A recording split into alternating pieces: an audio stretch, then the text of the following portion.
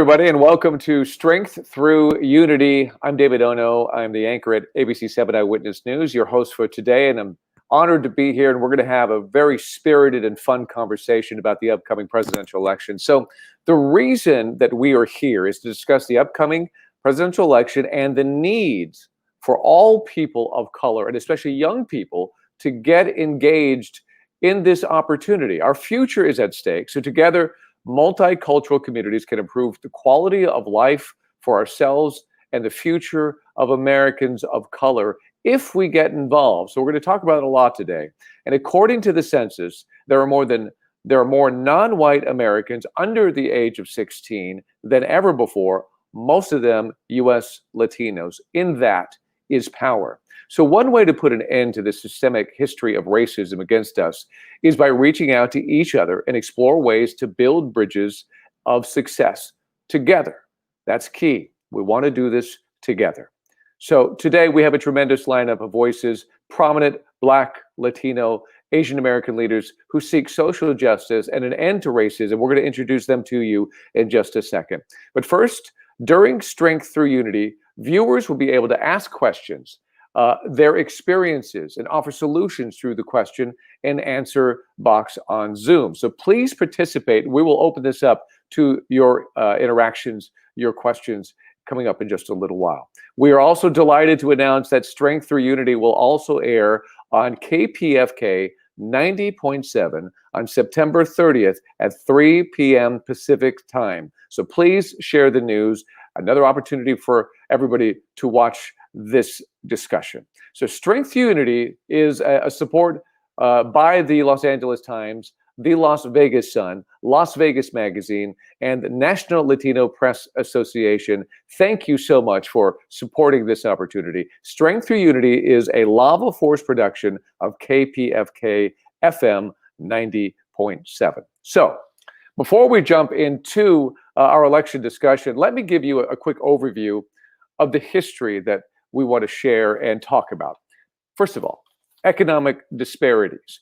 Multicultural families experience greater financial insecurities because of employment discrimination that hinders pay, housing discrimination that limits wealth building, and residential segregation that slows mobility, per the Urban Institute. So likewise, Black and brown people have been denied equal access to capital for business or home ownership. We want to talk about that. Health disparities. Black, brown, and Asian American families are being affected by COVID-19 at significantly higher rates than other Americans. Homelessness. People of color are experiencing homelessness at higher rates than whites and make up a disproportionate share of the homeless population, per the National Alliance to End Homelessness. Disparities in incarceration. Black and brown people are overrepresented in jail for petty crimes compared to whites. And according to the NAACP, African Americans are incarcerated more than 5 times the rates of whites. And finally, when it comes to representation in the media and film, while Los Angeles is a majority multicultural city, we are basically invisible, not properly represented in film roles, and rarely quoted in the media. And there are huge gaps in the newsrooms nationwide with lack of minority journalists.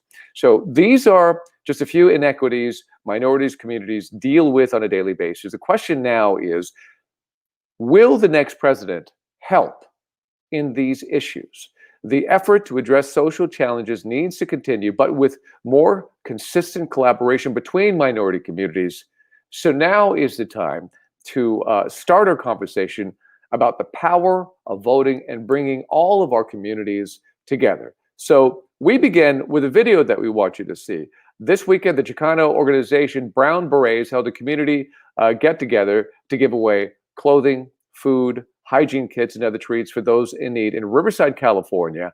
And here's some of what the participants had to say. Take a look. It's very important to vote, especially raza. We have a voice, but the only way we can make it strong is if we go out there and vote. No sean flojos. Voten, por favor, okay? It's important for us to vote so that we can get our gente into office and to make changes. It's very important for our people, for our gente. We gotta make sure to get out Trump, but most importantly, we all need to get together, organize, make sure to turn out our people, organize at the local level, and that way we build up power and then we make decisions for ourselves. Most importantly, it's important to organize and to come together as a community. It's important to vote and be engaged. We can't let other people make the decisions for us. It's important to vote because we're tired of Trump. It's important to vote to get Trump out of there.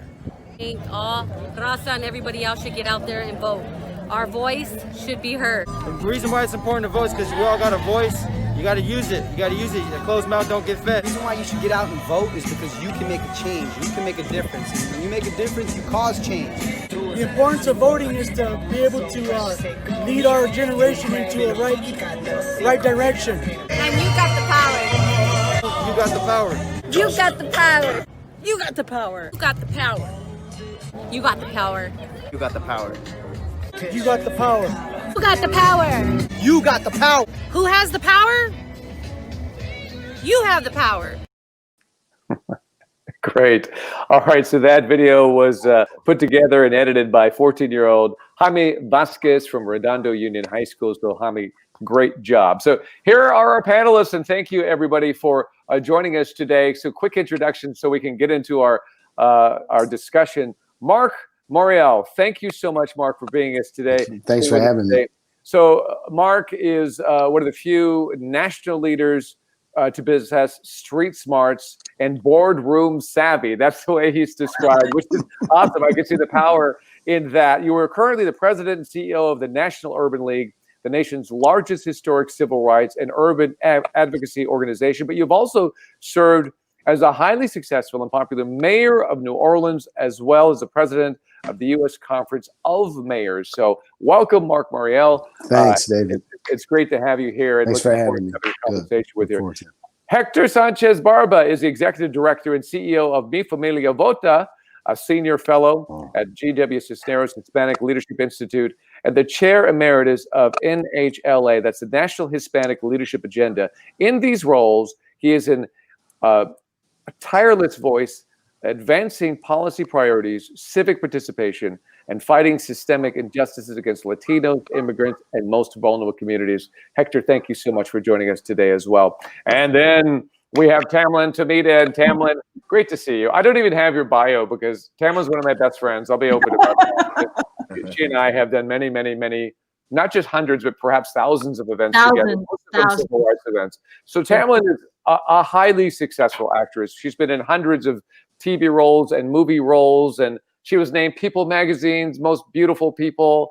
And what 30 years ago. Well, no, not 30 years ago. Now. You look amazing. You look amazing. Thank you. But I think one thing that people don't know about you, Tamlin, and you've always been civically minded and politically minded and have participated in all of that as well. So you're really well versed for this kind of conversation. You're not just a pretty face or a great actress. You are in the community helping out in these causes. So it's great to see you. Thank you. And thank you to all of you for joining us all together today.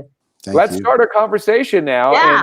And I'm going to have to break away and do little IDs here and there, but I'm dying to start hearing what you guys think. First of all. When it comes to the news of the day, there's been a lot of breaking news the last couple of days. Just last night and into today, the New York Times reported that Trump had not paid federal taxes in 10 to 15 years. So we have heard this tax discussion for the better part of 5 years through the campaign, the last time through his whole presidency, saying we're not going to see them. He's not going to show them to us. Now it's leaked to the New York Times. So I couldn't answer. So it's one of those things where I don't know if you could say you're surprised, but I think what's most important in this conversation is, does it move the needle? Does it change things? So Hector, why don't we start with you? What are your thoughts about seeing legitimate details now when it comes to Trump's taxes? It really shows the hypocrisy of this person, probably the worst president that we have in the history of our nation. Somebody that ran attacking immigrants and saying that immigrants are just profiting from the system. And then you have the example that in 2014, immigrants paid $14 billion, undocumented immigrants paid $14 billion or $12 to $14 billion in subsidizing programs for the nation because they don't have access to many of these programs. And then you have this person paying $750. It's unacceptable, but it's another example of the kind of person he is. A divisive person, a corrupt person, somebody that is full of hate, somebody that is not putting ideas forward to make us a better nation, a more inclusive nation. Is somebody that we need to stop immediately because our democracy is in a very serious danger with somebody like Donald Trump if he gets reelected. Right. Well put. Okay, Mark, what are your thoughts when it comes to hearing the details about the president's taxes? I'm going to amen what Hector said, because Hector, no one could have said it better. It's about the hypocrisy. And it's also about this narrative that 45 has created of being a successful businessman, a businessman who knows how to negotiate, a great deal maker. What we see is the emperor haveth no clothes. Businesses that have lost money for the better part of the last decade and a half, businesses that seem to be involved in a lot of, if you will, questionable financial dealings, an ongoing audit, if you will. This should outrage the American people. It should outrage the people who've historically supported him. Here's the other thing. His quote unquote, according to the New York Times, many of his loans come due in the next few years, but he sits overseeing the Federal Reserve Board, which regulates the banks, the Office of the Comptroller of Currency, which regulates the banks, the Federal Deposit Insurance Corporation, which regulates the banks, the Department of Treasury, which regulates the banks. He sits, so the opportunity for conflicts of interest are stunning. You know, he tried hard to keep this information shielded and secret for many, many years. And so I say kudos to the New York Times for, if you will, not only putting this information in front of the American people, but in trying to explain and doing exhaustive, if you will, journalistic work on a complex subject. Yes, absolutely. And well said and all of that. Tamlin, your initial thoughts, and I'm going to do a follow-up question after this when it comes to those taxes. Absolutely. I don't think my thoughts are any more different than Hector's or Mark's or yours, David, or quite frankly, the rest of the viewers and the listeners to this program. I think it's not a surprise when we open up the news or the Twitter feed or however we resource our news.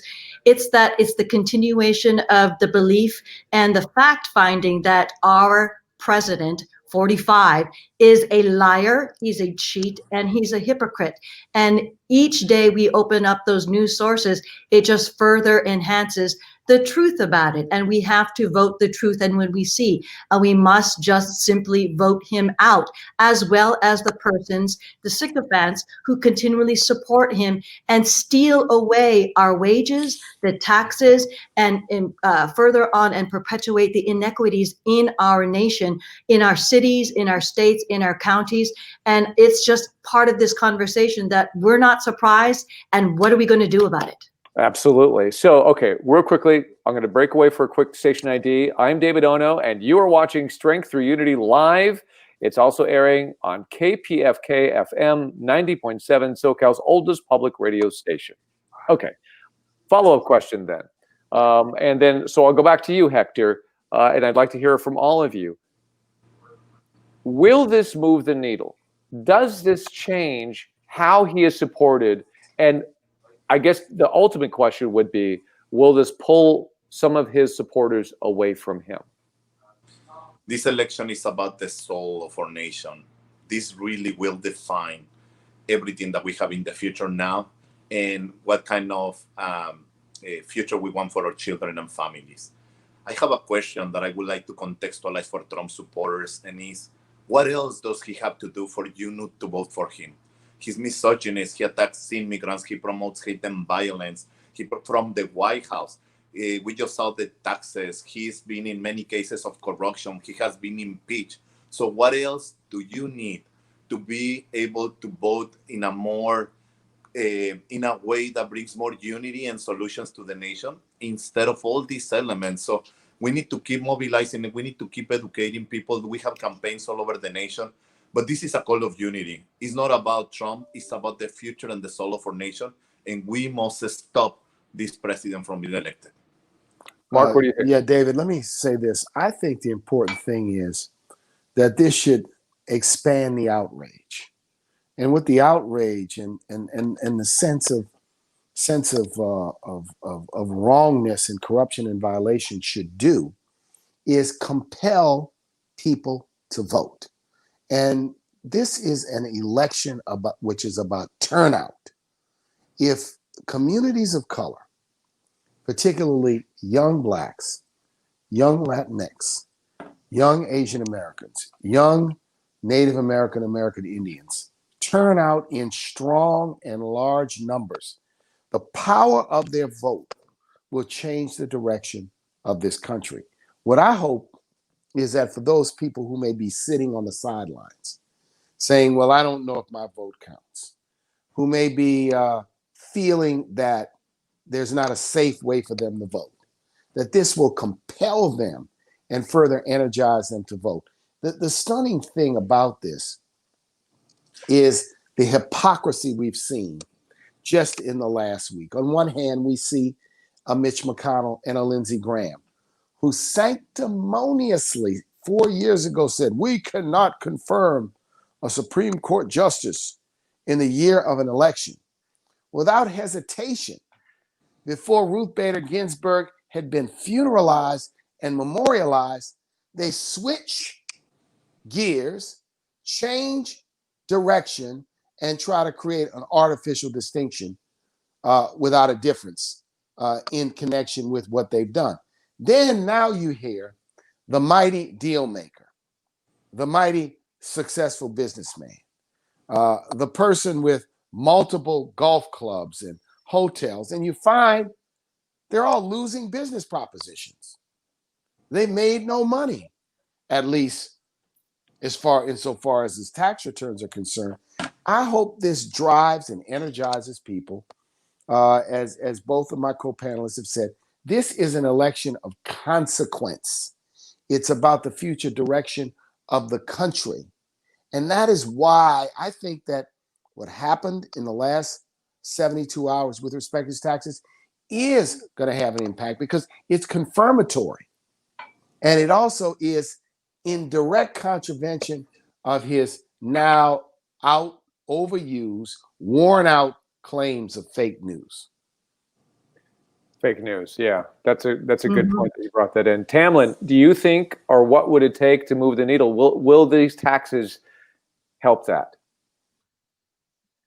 I think it's compounding the load of facts versus the fake news and fiction that is continuously communicated by the White House and the administrative officials who support him.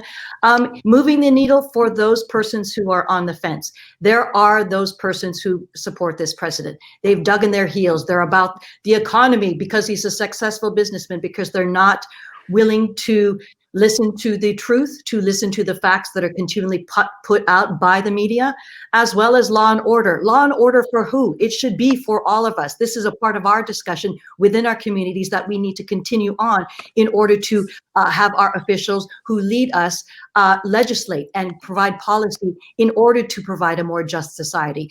Moving the needle is for those who are still, again, echoing what Mark has said, it's like, does my vote count?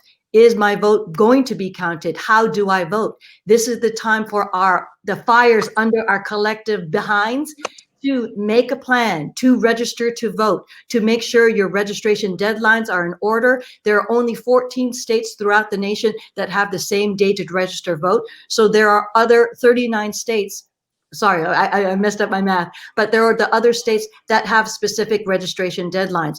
Also, just one more thing, because we're filming this on a particular day and airing on KPFK on September 30th. September 30th is the last day to register for your census. So let's make sure we do that, because in order to be counted, in order for our voices to be heard, is the way our democracy works. The best for all of us, not just for me, not just for Hector, not just for Mark or David. It's for all of us. We collectively get together in a civil discussion and actually try our best to do our best for the we in unity.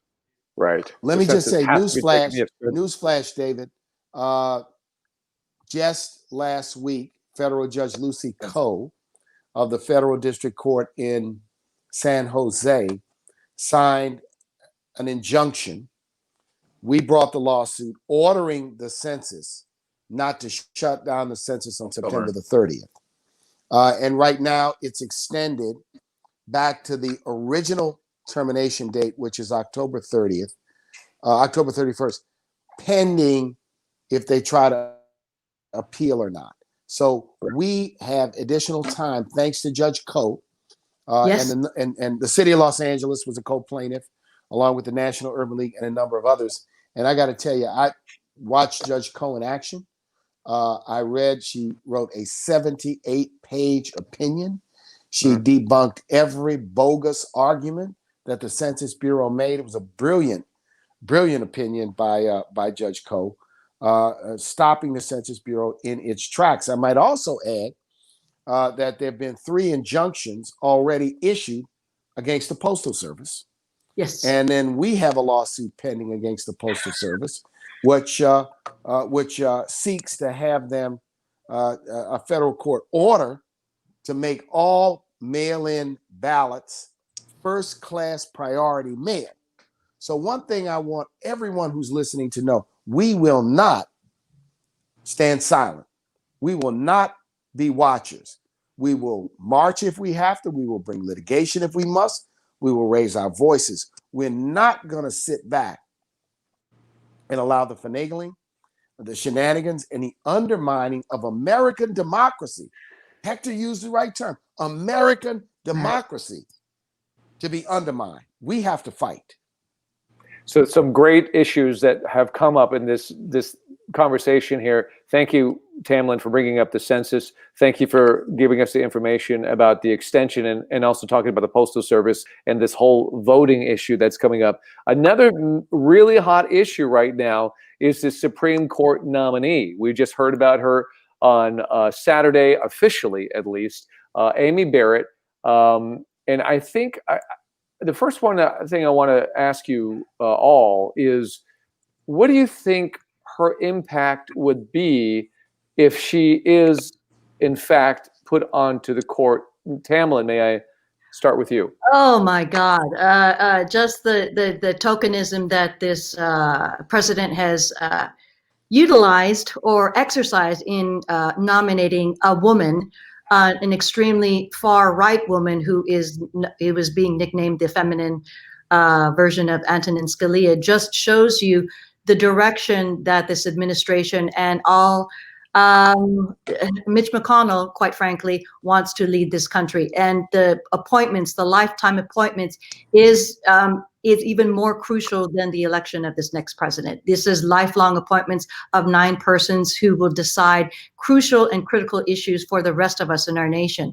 The fact that I just have to say this, a pop culture thing. I don't know if anybody has seen it, but there was immediately hours after RBG was being laid in state, is that the Senate Majority PAC issued a T-shirt that says "Notorious ACB," and knowing that there's young kids out there, they don't know, and I just want to pass it along to you that Biggie's son approved Notorious RBG and the crown that he used to wear, and that because she was fighting, Ruth Bader Ginsburg was fighting on behalf of all people in the likes, in the manner, in the form that so many other civil rights activists, artists, and entertainers, writers, philanthropists are all on the same page. And for the Senate Majority PAC to issue this T-shirt, despicable. And I just want to say to the young people that you are being played if you see that kind of image,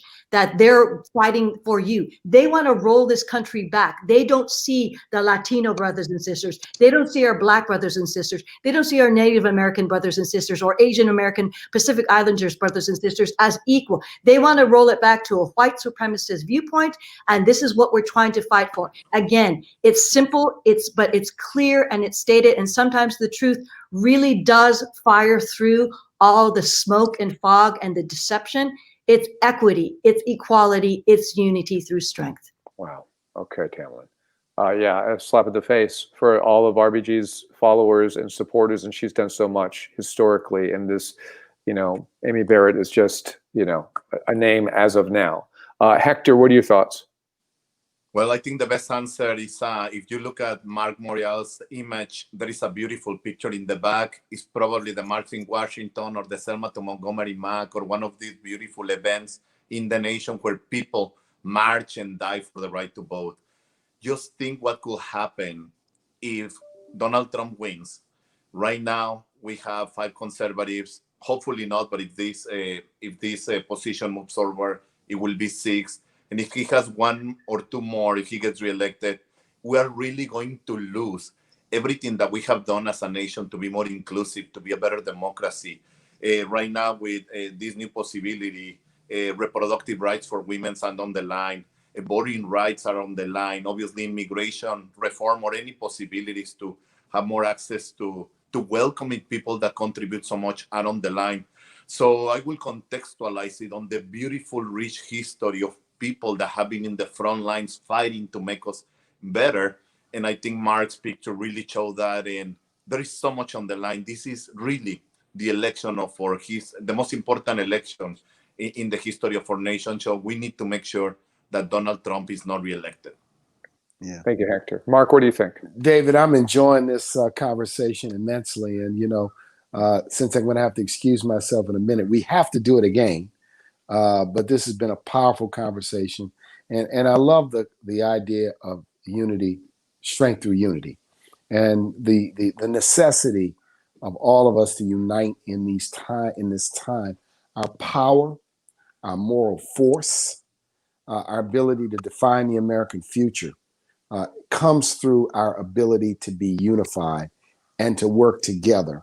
I'll only say this about the Supreme Court. It's not about Amy Barrett. It's about hijacking the court. And what this would constitute is a coup on the court. If you look at the death of Antonin Scalia, and that seat should have been filled by President Obama.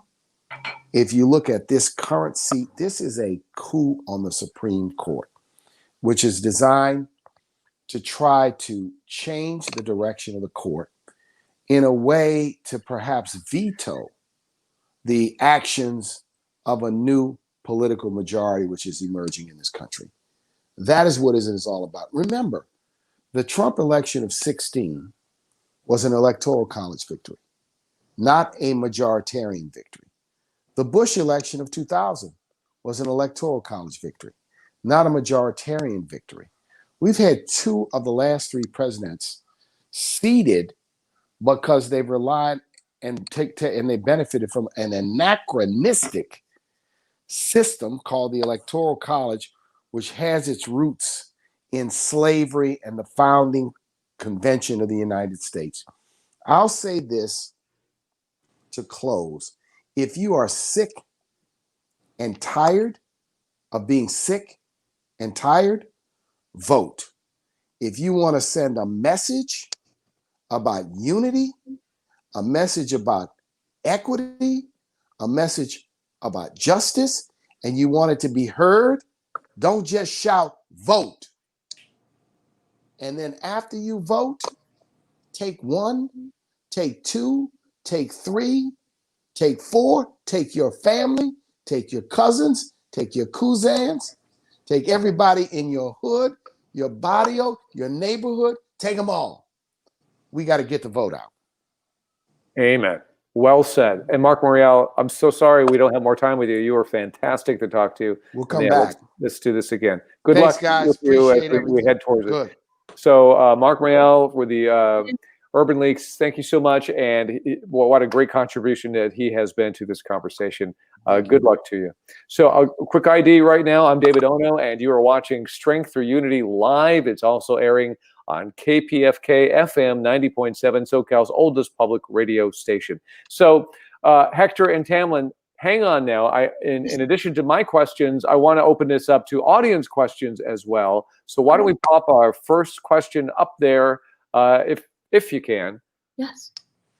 Here we go. From Aaron Chang.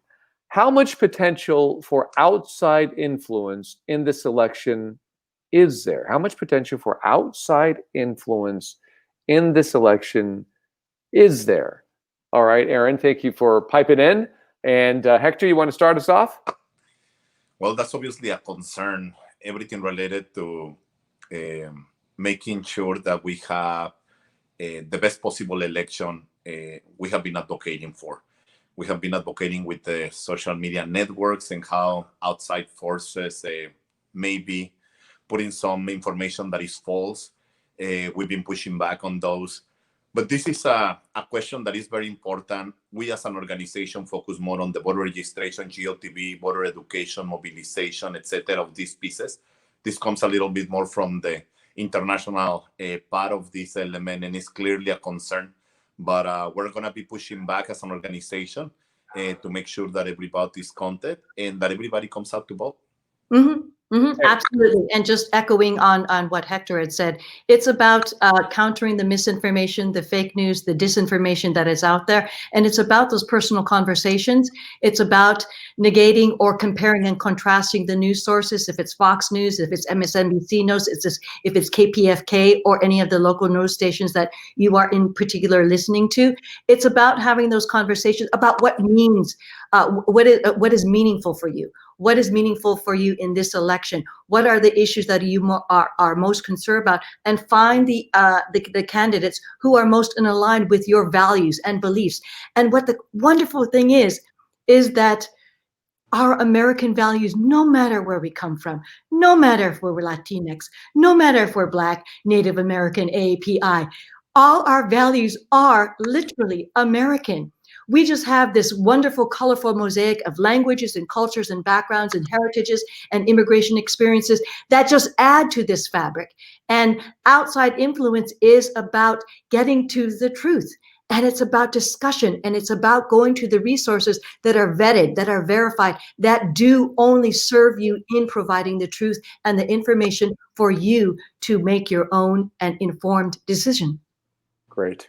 A quick reminder, we'd love to hear from the audience out there. Write in your questions and we will ask our panelists and talk about them.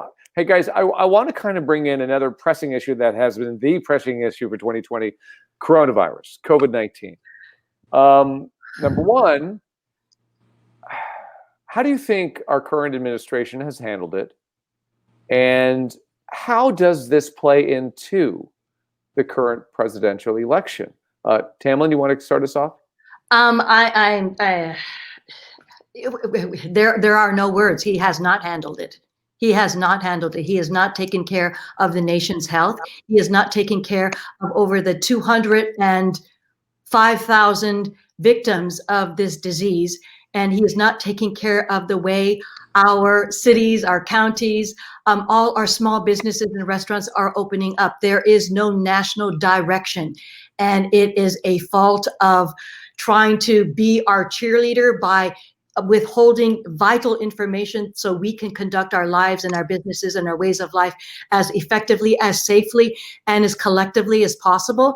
It's just a disastrous handling of this disease that's not only affected us as the United States, but around the world. He's not a leader. The administration has not provided a plan. They have never had a plan in which our citizens and world citizens can take a lead on or take direction from. So that is a travesty. And I wish all the best of health for everybody who is making those decisions through our governors, through our local officials, and by receiving signals from countries around the world who has had a better record with handling this COVID-19 crisis.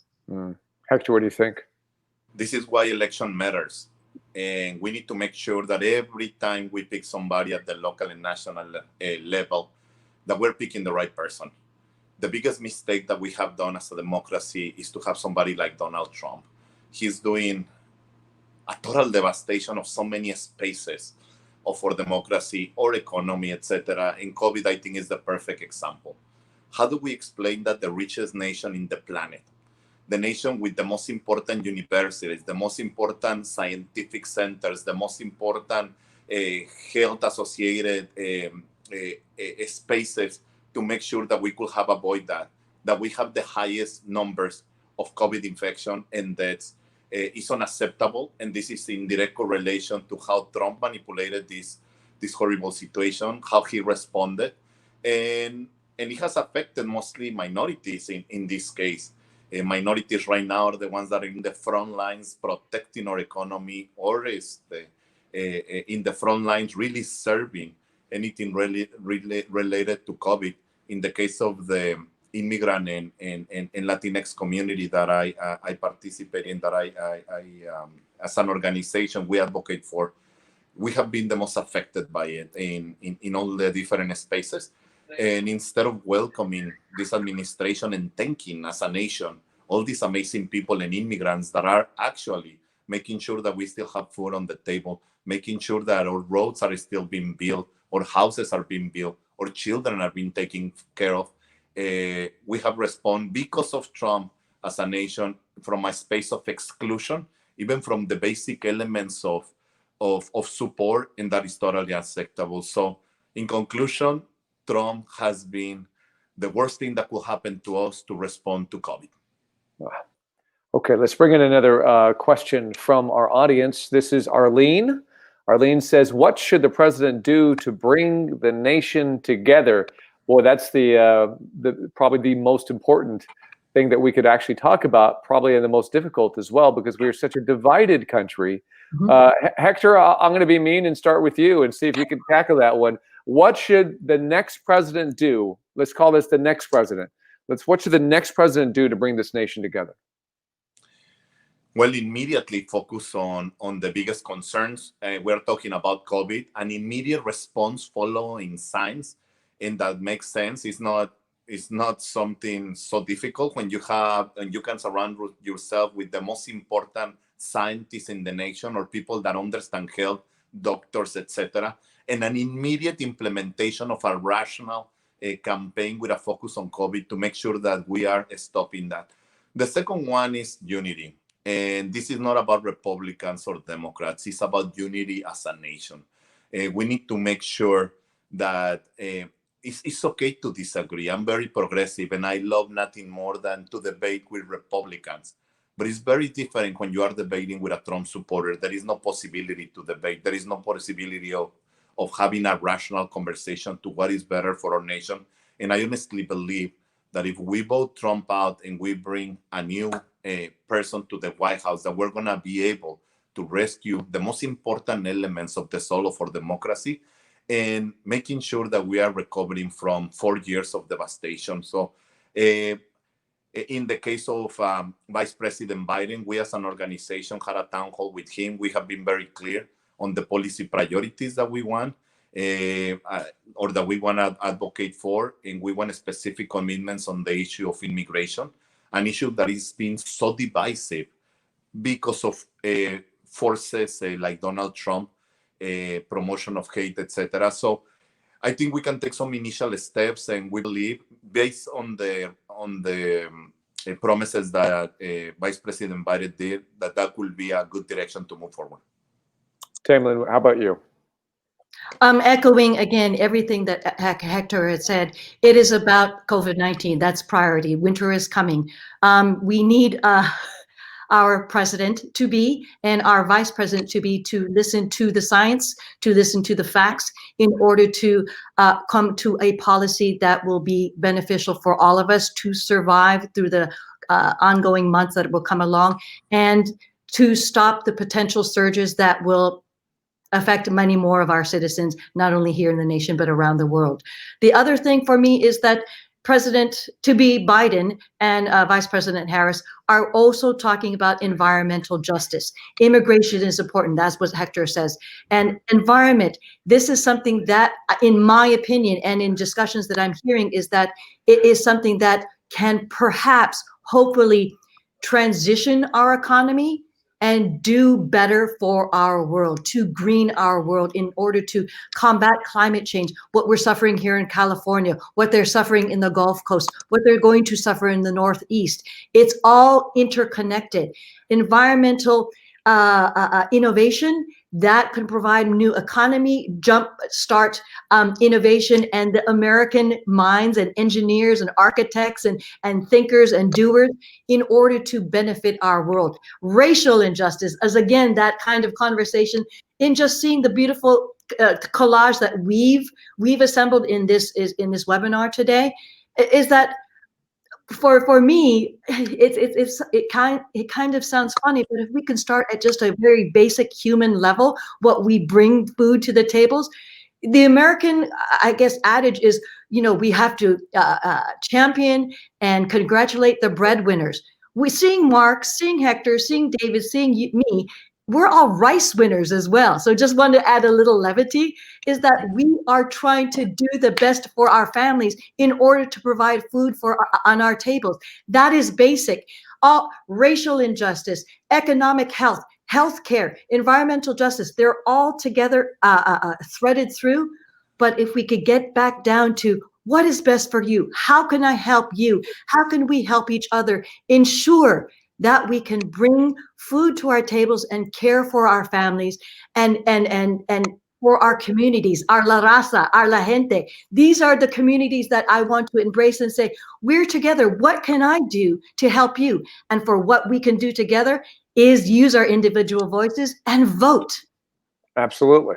Okay. So, Hector, you brought up the debate. I want to talk about that debate in a second. And Tamlin, you brought up climate. I want to talk about that in just a second. But I still want to get one more question from our audience here. She says, Kelly Lee, what kind of immigration reform would you like to see from Joe Biden? What kind of immigration reform would you like to see from Joe Biden? What are your thoughts, Hector? Yeah, I had this conversation with the vice president. We had a town hall meeting in the primaries in Las Vegas, and I was very clear because we have heard many promises from all kind of politicians about immigration reform, and it's a national embarrassment that we as a nation, we cannot even have a welcoming approach, not even to the dreamers, the children of undocumented immigrants that are contributing so much. So we want an immigration reform, and there are polls in the right and the left. Immigration is good for the nation, it's good for the economy, it contributes in so many spaces and avenues. So we want a space. The most important thing is immediate inclusion of the 12 million undocumented workers that we have in the nation, so we can stop the perfect system of exploitation that we have. I have witnessed firsthand in different sectors in the nation the exploitation that we have with these workers, and I will compare them with some of the situations that I have witnessed in developing nations. It's unacceptable that the richest nation in the world is doing this. So the top priority is immediate inclusion and legalization of undocumented workers. Vice President Biden committed to do that in the first 100 days. What we don't need is what we have seen from Trump in the last 4 years. Anything about immigrants, he has been just attacking, even legal immigrants. Obviously, he has focused fully on undocumented immigrants, but from the legal point of view, he's just saying now that anybody that as a resident had any access to benefits from the government, which is a right, it's one of the elements. He wants to remove the possibility. He's coming after, I'm a citizen, he's coming even after citizens like myself, somebody that, what triggers that? My biggest passion is to make this a bigger and a stronger democracy, fight for labor rights, justice, etc. Is that a trigger because I'm critical of Trump? Maybe that for him is a trigger and he wants to remove my citizenship. So that's the approach of immigration. We need to do better. Yeah. If we need these 12 million undocumented workers, let's give them a chance to be part of our nation. We need to stop being hypocritical on this important issue. Absolutely. Tamlin, 1 second. Station IUD. Yes. I'm David Ono, and you're watching Strength Through Unity live. It's also airing on KPFK FM 90.7, SoCal's oldest public radio station. Okay, Tamlin, what do you think? Yes.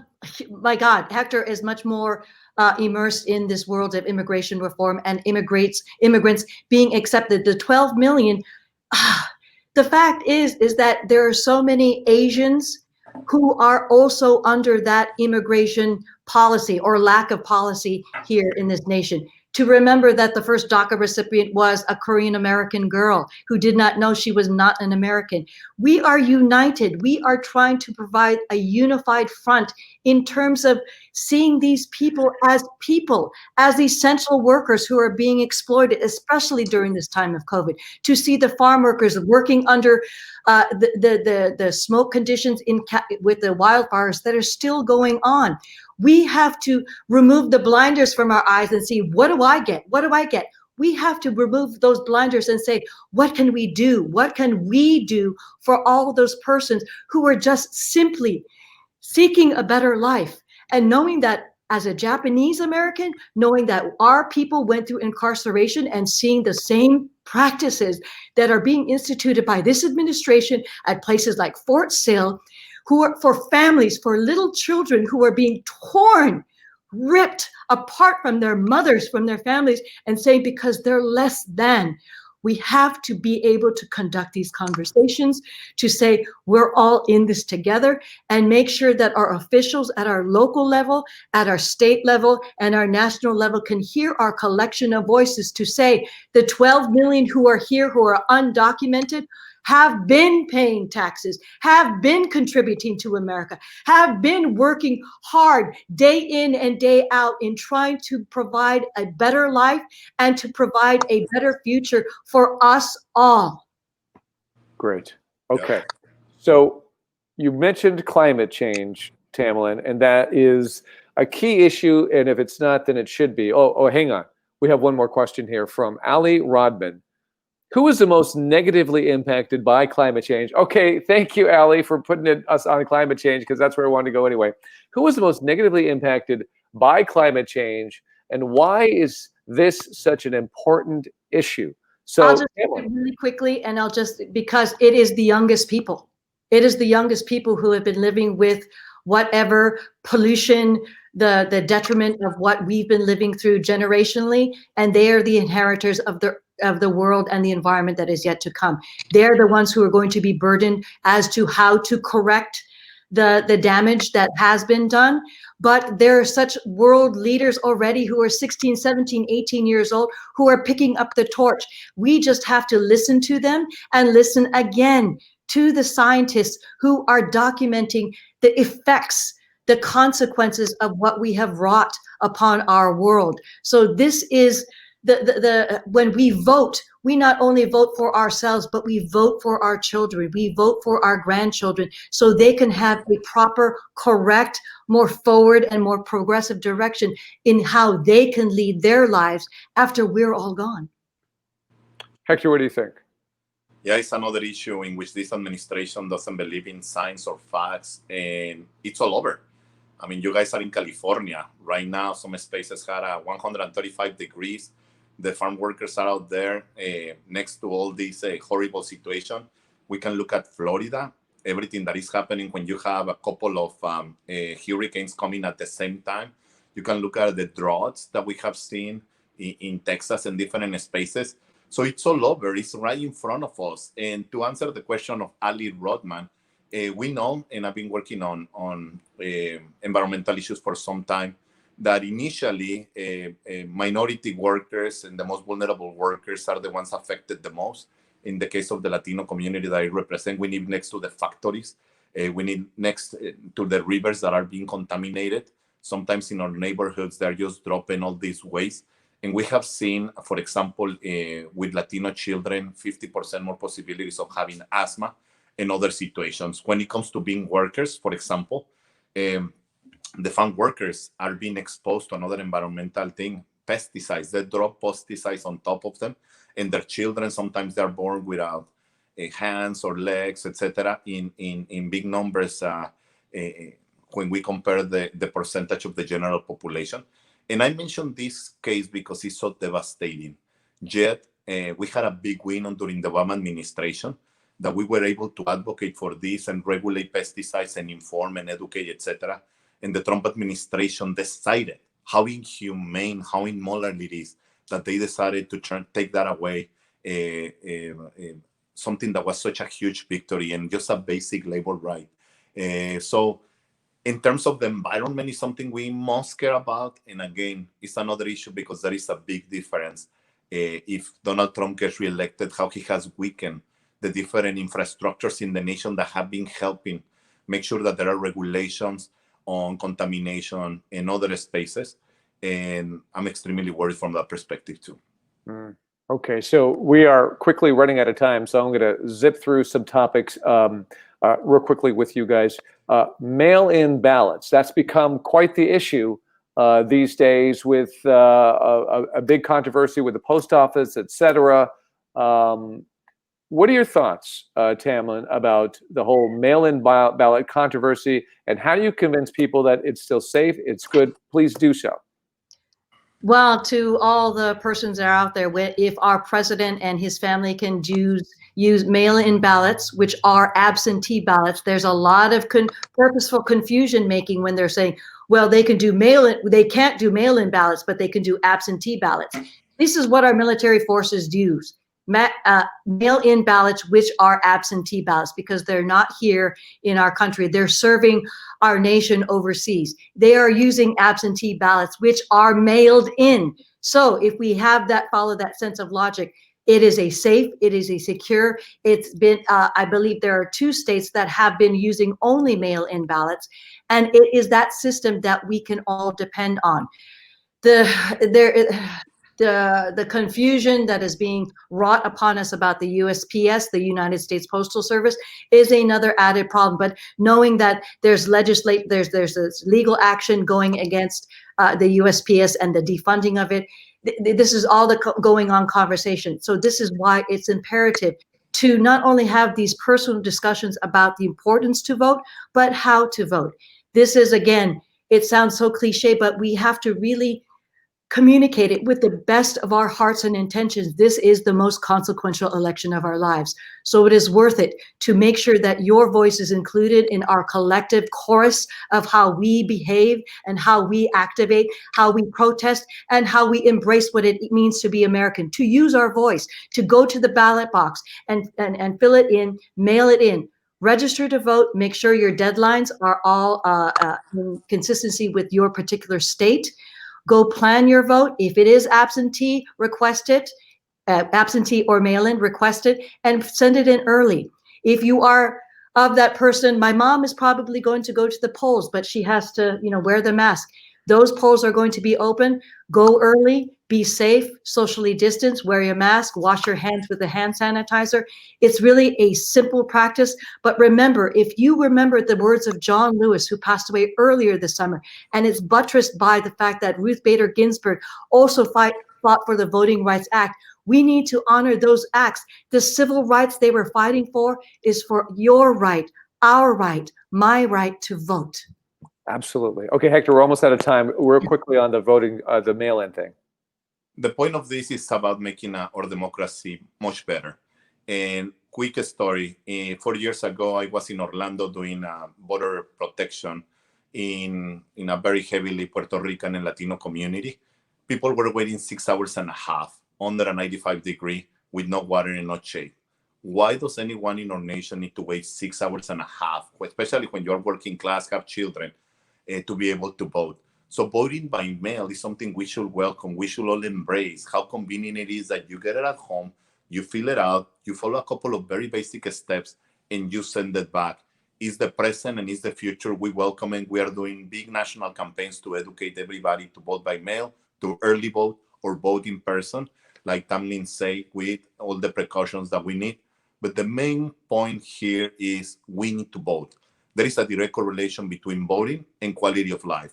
So if you want better schools, if you want better health, if you want better streets, better lighting in your spaces, and this is shown by research on the right and on the left, you must vote and participate in civic participation. Fantastic. Okay, so we're on the last couple of minutes. I just want to ask you guys your thoughts on what you want to leave our audience with, some final thoughts as we are going into the final month of this presidential campaign. Hector, why don't we start with you? I'm the eternal optimistic. maybe it's one of the characteristics of immigrants. When you're facing challenges, you always see the light and the optimism ahead. I'm fighting for this democracy as a Mexican immigrant. I know we can do better. Extremism, hate, and violence should not be the way to go. For 250 years, our nation has had a peaceful path of power.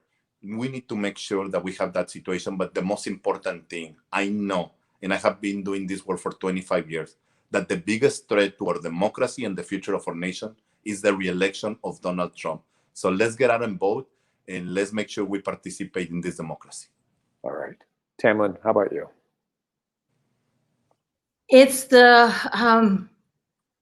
I love that video that the young, I believe his name was Juan, who 14 years old, who took up the reins, who had the gumption, who had the initiative and the power to just film all his la raza and the gente, to be able to activate and say that one simple message: you have the power, vote.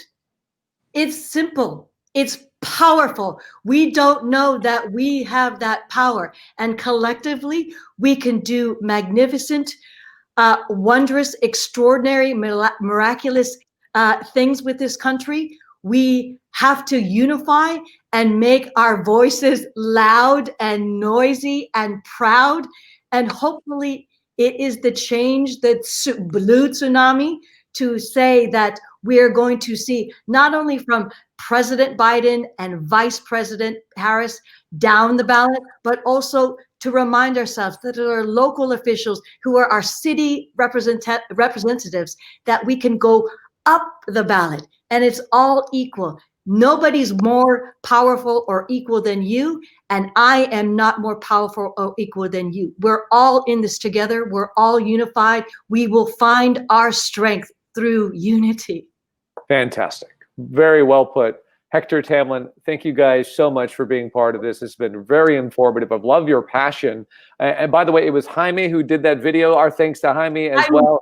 And if we want to leave you with a couple of thoughts here, voting for people of color is even more significant, since we all needed to fight for this right. And when this nation was founded, only white men were able to vote. White men were able to vote. Right. We all have the power now. So get out there and utilize it and get to the polls one way or another. And by the way, I have some closing thanks to everybody out there. I hope you have enjoyed this critical conversation with our outstanding panelists. We want to thank the Los Angeles Times, the Las Vegas Sun, Las Vegas Magazine, and National Latino Press Association for their support.